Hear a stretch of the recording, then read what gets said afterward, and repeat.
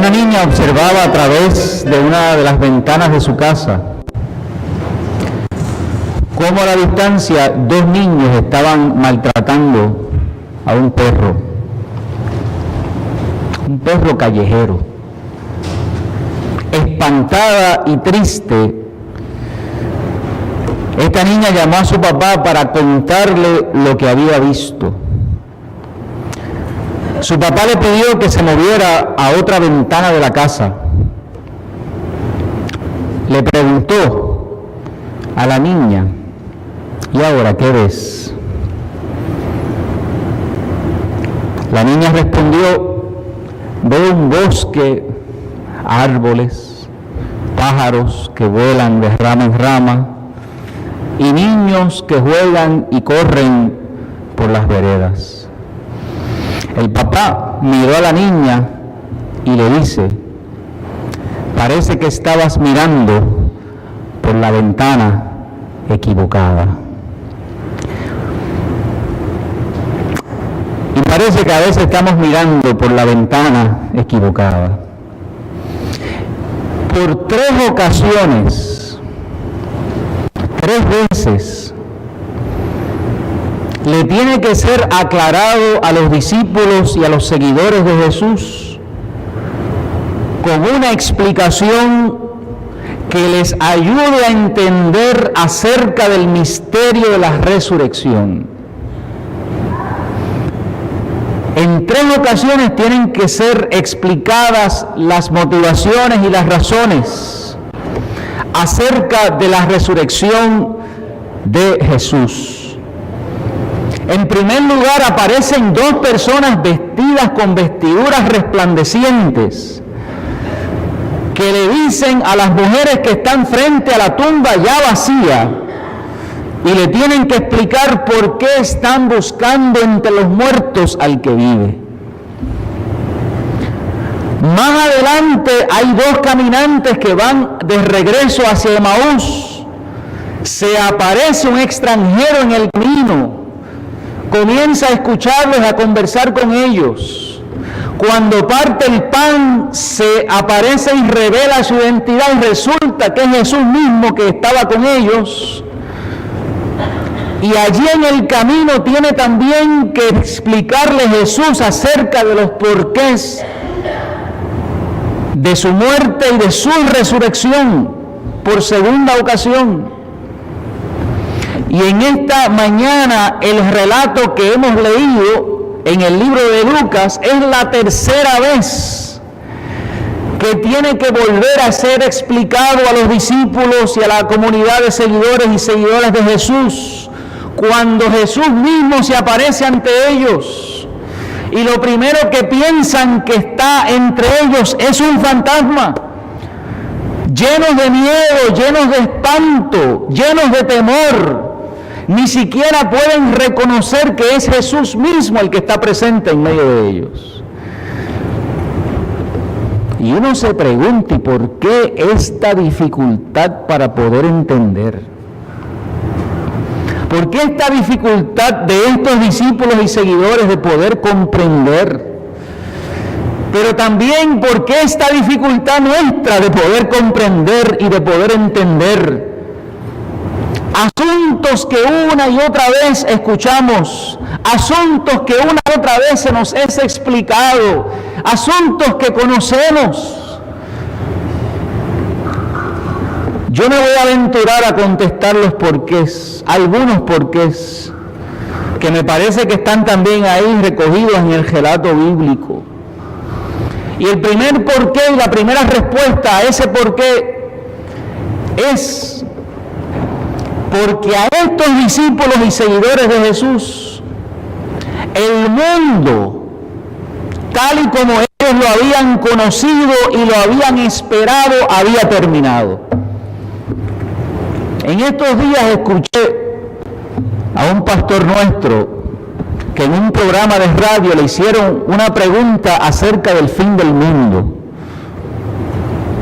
Y le dijeron: ¿qué usted piensa del fin del mundo? Y él le dijo: bueno, yo sé que el mundo se va a acabar en algún día, en algún momento. Pero pienso más. pienso que a todos los días a alguna persona se le termina el mundo. Todos los días a alguien se le acaba el mundo. Y se le acaba el mundo porque todos los días alguna persona vive alguna experiencia que le cambia completamente el panorama de lo conocido, de lo entendido, y el mundo se le acaba. Si usted quiere confirmar lo que yo le estoy diciendo, vea el periódico del Nuevo Día en el día de hoy.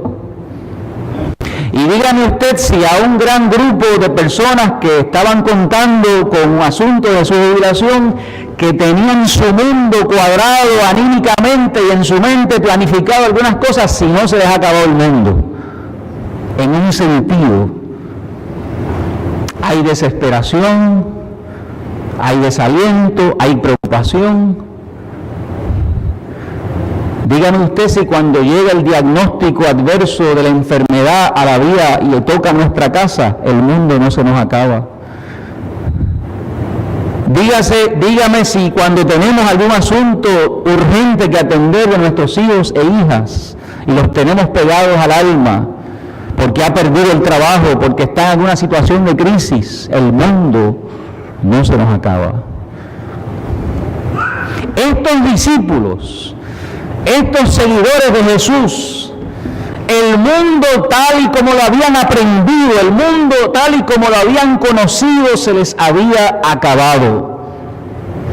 Con la muerte de Jesús, su mundo había llegado al fin. Y el texto bíblico da ejemplos de eso, porque aún después de haber experimentado, de haber escuchado los rumores acerca de que Jesús estaba vivo, muchos de ellos regresaron a la normalidad de su vida. Y si usted lee otros evangelios, se da cuenta que los que eran pescadores regresaron de nuevo, después que Jesús los había llamado de pescar, volvieron otra vez a la pesca, porque sintieron que ese mundo en el cual Jesús era parte de él se había terminado y había llegado a su fin. Quiere decir que la cruz para estos seguidores de Jesús levantó más preguntas y sospechas, inquietudes, interrogantes y dudas que respuestas. Quiere decir que el hecho de que Jesús tuviera que llegar hasta la cruz, para ellos rompió de muchas maneras con ese mundo conocido y entendido.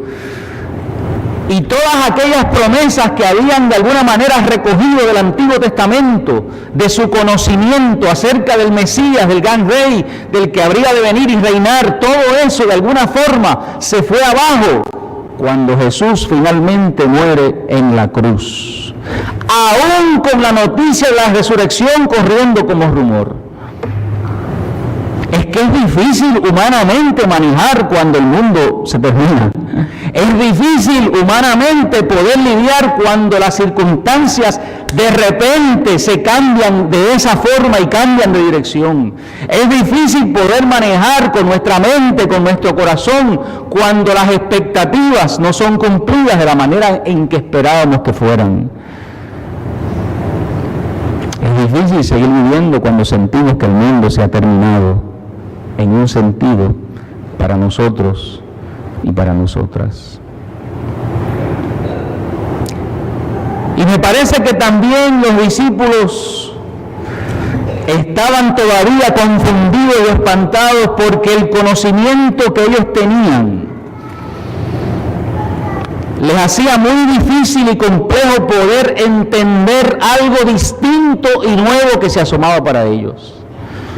Porque el conocimiento que hasta el momento tenían acerca de lo que sería su presente y su futuro en manos de este nuevo rey, de este nuevo líder, de este nuevo Señor, ese conocimiento que tenían les hacía muy difícil poder entender lo que se estaba asomando, lo que se estaba aproximando, lo que estaba sucediendo en medio de aquella experiencia de vida con Jesús resucitado y acompañándoles e invitándoles. Y podemos decir con toda certeza que hay conocimiento que limita nuestra vida, que hay conocimientos y entendimientos que limitan nuestro proceder, que hay formas y maneras de ver el mundo que lo que hacen es cargar nuestra vida de desolación y desesperanza. Podemos decir con toda certeza que hay mucha gente que vive mirando por la ventana equivocada. Los discípulos y la comunidad de seguidores de Jesús estaban mirando por la ventana equivocada. Tenían todavía su mirada, su corazón y su mente puesta en aquellas expectativas no cumplidas y todavía no acababan de comprender y de entender de qué se trataba la propuesta que Dios tenía en la figura de Jesús. ¿Y qué hace Jesús en este relato bíblico? ¿Y qué sucede aquí que es importante poder mencionar para ellos y para nosotros? El texto bíblico que leímos en esta mañana nos vuelve y nos recuerda que Jesús por tercera vez les tiene que recordar que era necesario que todo esto aconteciera para que se pudiera cumplir lo que estaba escrito en el pasado. En otras palabras, Jesús le está diciendo: esto no ha terminado. Hay todavía continuidad con la historia. Hay todavía futuro por delante. Y yo estoy precisamente aquí vivo para garantizar que haya continuidad en esa historia y en ese futuro. Por lo tanto, la palabra de Jesús y el acercamiento de Jesús es para decirle a la comunidad: el mundo no se ha acabado todavía. La historia no ha terminado todavía. Porque en el evento de la resurrección todavía hay posibilidad de nuevo camino, todavía hay posibilidad de horizonte nuevo, distinto. Y Jesús, con sus marcas, con su vida, con su presencia, con su aparición, es el que está ofreciendo y garantizando esa posibilidad de un mundo que todavía no ha terminado. Lo otro que hace ahí Jesús por esa comunidad es que dice que les abría el entendimiento y la inteligencia. ¿Ah? ¿Cuánta falta nos hace abrir el entendimiento y la inteligencia, verdad? ¿Cuánta falta nos hace abrir la mente y el corazón, ampliar los horizontes del pensamiento? Porque cada día me sorprende más cuán chiquita es nuestra mente, cuán chiquitas son nuestras preocupaciones, cuán chiquitos a veces en ocasiones son nuestros diálogos, cuán pequeño ha sido, cuán reducido ha sido nuestra realidad, muchas veces creado por las circunstancias, cuán limitada puede ser en ocasiones nuestra visión, nuestra mirada. Y por eso Jesús, dice el texto, abre el entendimiento de sus discípulos. Y para mí abrir el entendimiento es otra manera de decir que Jesús provocó en ellos una experiencia de conversión. Porque conversión no es otra cosa que cambio de pensamiento. Porque conversión no es otra cosa que transformación de la mente y la capacidad de poder entender y de mirar y de evaluar la realidad con otros ojos. Eso es conversión. Que eso se manifiesta en algunos de nosotros como llanto ante Dios, como una experiencia grande de cambio, de regocijo, es así. Y yo soy testigo de que es así. Pero no es otra cosa que un cambio de paradigmas y de pensamiento. Es la metanoia de la que habla el texto bíblico en el lenguaje griego, que no es otra cosa que esa transformación y ese cambio del ser en favor de aquello que Jesús está proponiendo. Por lo tanto, para que estos discípulos pudieran salir de esa ventana equivocada, era necesario abrirles el entendimiento y abrirles a un nuevo conocimiento, a una nueva forma de ver la historia. Fue lo mismo que hizo Jesús con los caminantes de Maús, cuando a través de la explicación de la palabra les abre el entendimiento para ayudarlos a ver algo muy similar pero de manera distinta. Porque cuando usted ve el relato de los caminantes de Maús se da cuenta que Jesús y los caminantes están hablando exactamente lo mismo. Lo único es que los caminantes estaban llorando por lo que pasó y Jesús les está explicando que había que celebrar por lo que iba a pasar. Están mirando exactamente la misma realidad, pero uno llorando y el otro diciendo que había que celebrar. Por lo tanto, es importante ese cambio y transformación de la mente, ese conocimiento nuevo que nos ayuda a poder evaluar y poder mirar por una nueva ventana una realidad distinta que nos ayuda a conectarnos con el futuro que Dios ha querido y quiere para cada uno de nosotros y nosotras. Ese porvenir que el Señor quiere para nosotros y para su pueblo. Y lo otro que hace ahí Jesús en el relato, ese conocimiento al que Él abre el entendimiento de sus discípulos, no es suficiente si en lo profundo del corazón no hay convicción. Si no hay un convencimiento profundo acerca de aquel conocimiento que nos ha sido dado. Por lo tanto, el conocimiento solamente no es lo importante, sino que tiene que haber una experiencia de profundidad en el entendimiento y en la experiencia vivida, en la convicción profunda de aquello que es compartido.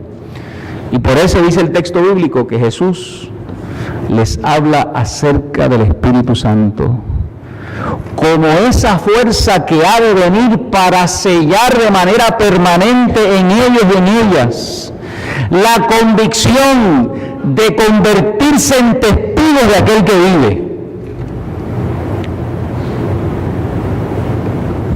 Porque si no hay convicción, si no hay convencimiento profundo en el corazón,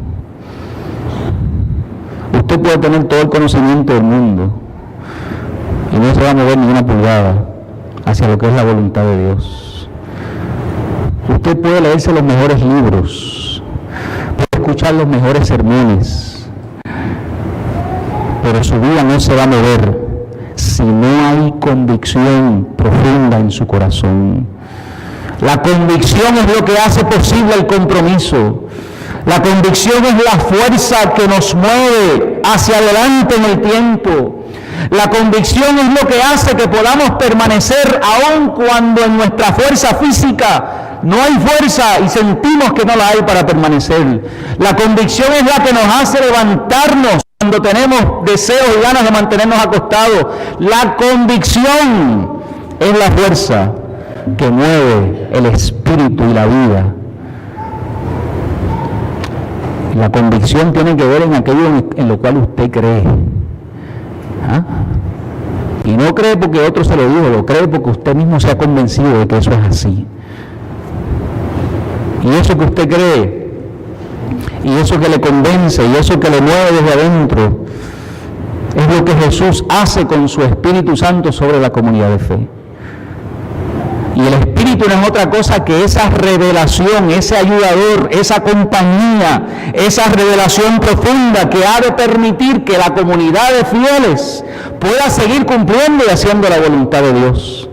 Puedan convertirse en testigos de aquel que ha resucitado y puedan ayudar en un proceso de conversión al mundo. Porque fíjense que parte de lo que la función que hace ese nuevo conocimiento y ese Espíritu Santo en la vida de los creyentes es ayudarlos al asunto del arrepentimiento de los pecados.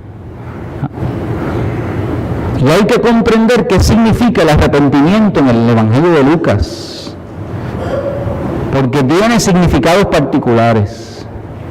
Estos testigos de la resurrección han de servir de vehículos para que en la vida de otros y de otras pueda haber transformación, pueda haber conversión, pueda haber cambios.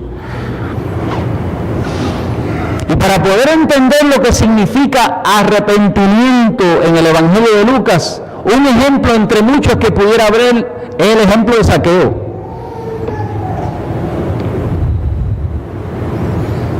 Usted recuerda la historia de Zaqueo.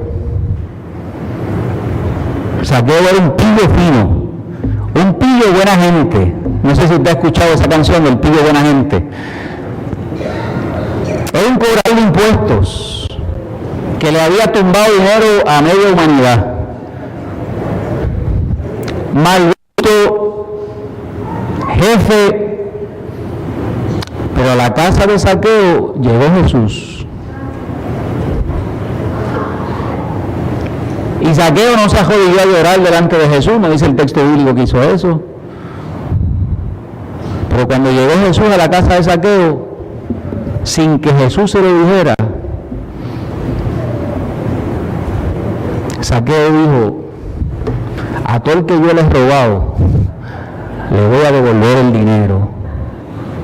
Y el que he defraudado, se lo voy a devolver multiplicado. Zaqueo se arrepintió. Zaqueo se convirtió. Una conversión que tiene que ver con la relación con el otro. Una conversión que tiene que ver con una conducta que no explote y que no se aproveche de la vida del otro. Una conversión que tiene que ver con las relaciones interpersonales. Una conversión que tiene que ver con poner el bienestar de la otra persona de alguna manera a la par con el propio bienestar. Y cuando habla ya al final del capítulo 24 de arrepentimiento y de perdón, de eso es que está hablando. Y nosotros hemos llegado a un punto que no necesitamos quizás gente llorando arrepentida, sino gente actuando arrepentidamente. Gente que demuestre en sus acciones arrepentimiento. Gente que demuestre en sus palabras arrepentimiento. Gente que demuestre en sus actitudes arrepentimiento. Cambio y transformación de conducta. Porque es que cuando eso no ocurre de esa forma, llegamos a la portada del Nuevo Día de esta mañana. Y creo que hemos escuchado que en los últimos 40 años, una administración y otra no ha administrado adecuadamente los fondos de retiro.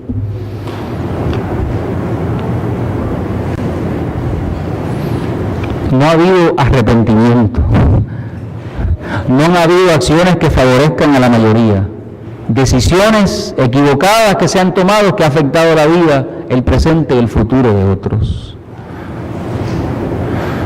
Por lo tanto, en ese sentido, el mensaje que viene desde la resurrección, lo que Jesús le está pidiendo a su comunidad y a sus discípulos, al decirles ahora que ellos son testigos, y que esa es la misión nuestra como iglesia, ser testigos de aquel que ha resucitado, ser testigos de aquel que ha abierto una nueva vida, un nuevo camino, una nueva posibilidad, ser testigos de que Jesús vive, de que hay esperanza en Él, ser testigos de que hay otra ventana a través de la cual se puede mirar la vida, hay otras posibilidades en la cual se puede vivir, hay otras actitudes y valores por los cuales se puede vivir. Ser testigos del camino que Jesús, al vencer la muerte, ha abierto para nosotros. Ser testigos de la posibilidad de actuar en justicia. Ser testigos de la posibilidad de actuar en bienestar de otros. Ser testigos de la posibilidad del arrepentimiento y del cambio en favor de nuestras relaciones con otras personas. Nosotros somos testigos de eso. Porque así se ha manifestado el Señor hacia nosotros. Nosotros testificamos con nuestra vida que así es el Señor a quien servimos y a quien llamamos Señor. Y Jesús le dijo a sus discípulos, ese testimonio hay que llevarlo a Jerusalén y hasta los confines de la tierra. Y nosotros somos llamados a ser testigos en este país que nos ha tocado vivir, testigos del resucitado. Y tenemos que superar y vencer, hermanos y hermanas, el temor y el espanto. Tenemos que superar y vencer la falta de aliento y de fortaleza y de fuerza. Los discípulos en este relato que leímos en esta mañana estaban convencidos de alguna manera que su mundo había llegado al fin. Con la presencia del resucitado les recuerda que en Él, que en Cristo, hay esperanza de continuidad, En Cristo hay esperanza de continuidad, hay esperanza de futuro, hay posibilidades para la vida en la medida en que usted y yo, que somos sus testigos, estamos dispuestos a testificar, estamos dispuestos a transmitir y comunicar aquello que hemos recibido de Él. Termino y le pregunto en esta mañana, ¿acaso estamos mirando por la ventana equivocada?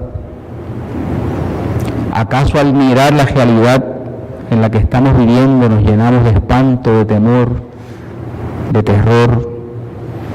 Pues quiero decirle, hermano y hermana, que la resurrección nos trae una nueva ventana. El Cristo resucitado nos abre una nueva ventana para mirar desde allí aquel que ha mostrado sus marcas, aquel que ha mostrado su costado, aquel que nos ha dicho con su vida que Él ha vencido las fuerzas de la muerte, y aquel que nos ha garantizado su Espíritu Santo como fuerza convincente que nos acompaña, y aquel que nos ha dicho que estará con nosotros todos los días hasta el fin de los tiempos. ¿Por qué ventana estás mirando tú? Tu vida y la realidad. Cierra sus ojos para orar.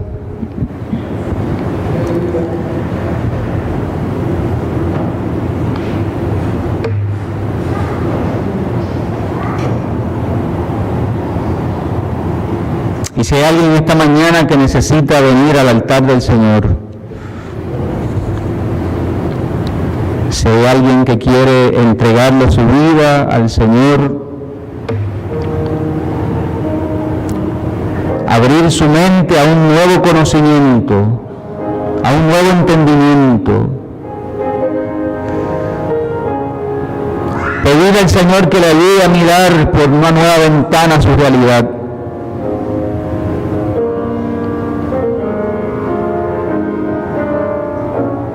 Yo quiero, antes de orar y de recoger las ofrendas, invitarles a que vengan al altar del Señor.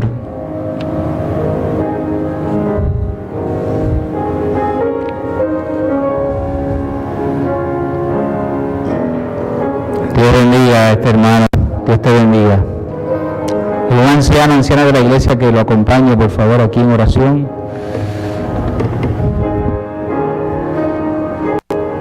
¿Alguien más necesita en esta mañana,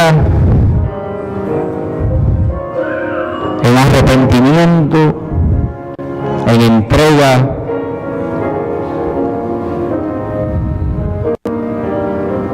en convicción profunda del corazón, llegar hasta el altar? El altar está abierto. Si no, oramos. Si nuestro hermano anciano ahí acompaña a este joven, y oramos todos y todas.